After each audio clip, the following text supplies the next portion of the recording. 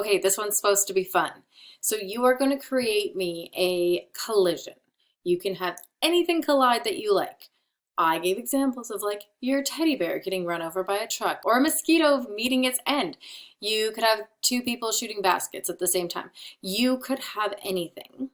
You're not actually going to create this to happen. So you do not need to run over your teddy bear. You do not need to kill a mosquito. And you do not need to go play basketball. You just need to finish this performance task. So what you need to do is you just need to create this idea in your head where you're going to have momentum before and momentum after. And you're going to explain to me the physics of the situation.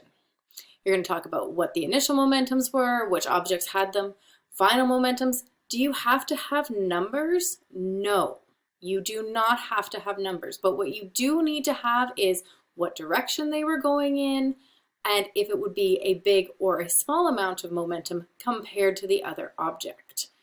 Then you're going to have your momentum before and your momentum after.